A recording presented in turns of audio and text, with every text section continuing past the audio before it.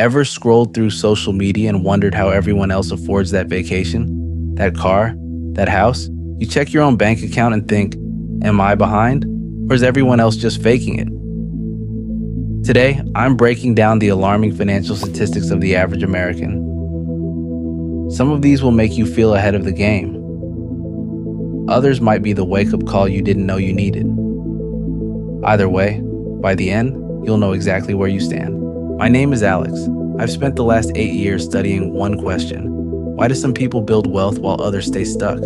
I've analyzed Federal Reserve data, consumer finance surveys, and behavioral research most people never see. Not to sound smart, but to find the patterns that actually predict who gets ahead. And what I found will probably surprise you. Let's start with a stat that explains almost everything else. The average American correctly answers just 49% of basic financial questions. Not advanced strategies, basic concepts, compound interest, inflation, risk diversification, flip a coin. That's how well most people understand money. But here's what makes this alarming. This number hasn't improved since 2017. We have more access to financial education than any generation in history. YouTube, podcasts, free courses everywhere. Yet collective knowledge hasn't budged in almost a decade.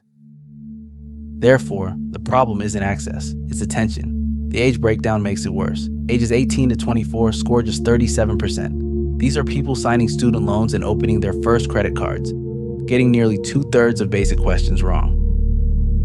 Ages 25 to 34, only 42%. Peak literacy hits at 35 to 44, just over 50%. But here's where it gets scary. When researchers focused only on retirement planning, the average dropped to 37%.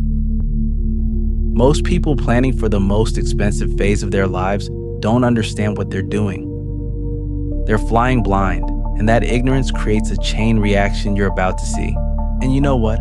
Financial illiteracy isn't just a knowledge gap, it's a behavior gap. And these next numbers show the damage in real time. In 2024, Americans saved just 4.4% of their income. For context, from 1950 to 2000, the average was 9.8%. Current savings rates are less than half of what was normal for 50 years.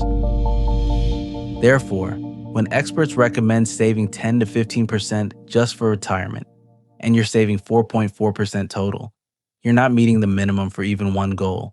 This leads directly to the next stat. 49% of Americans live paycheck to paycheck. Miss one check. Can't cover basic obligations. No buffer. No safety net. One car repair away from crisis. But this isn't just minimum wage workers. This includes six-figure earners who've inflated their lifestyle to consume every dollar. Now here's what I call the $1,000 test. It reveals how fragile most people's finances really are. 27% have zero emergency savings. Nothing.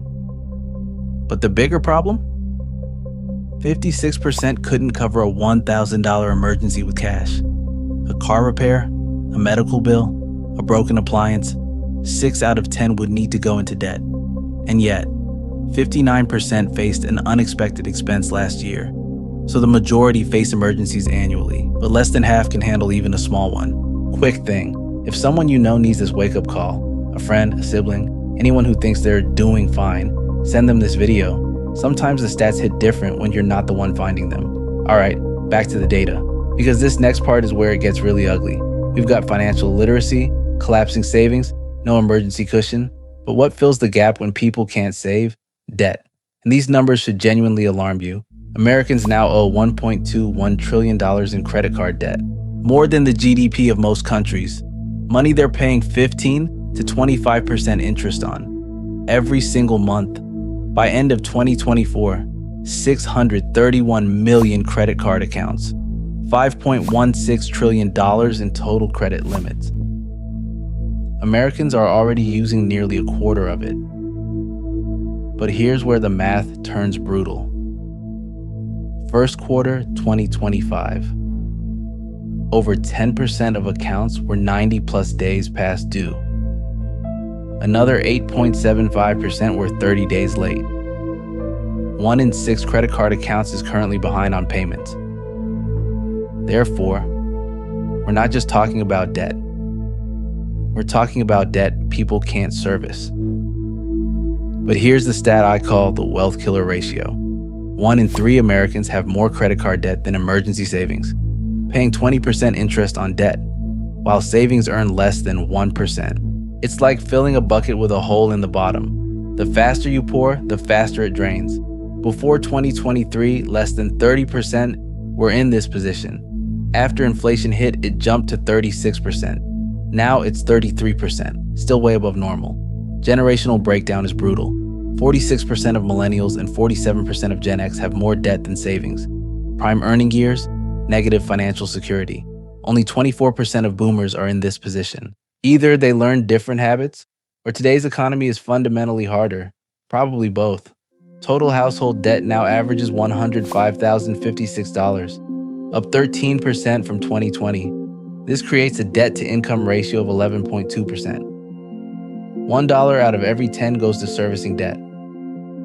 Before housing, before food, before transportation.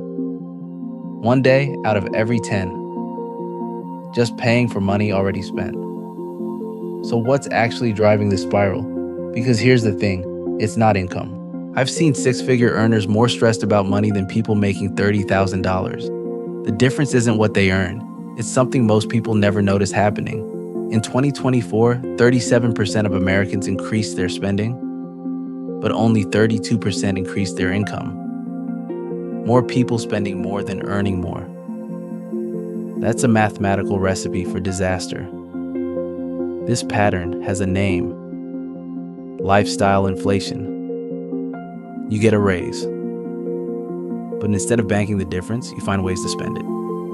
Nicer apartment, better car, fancier restaurants.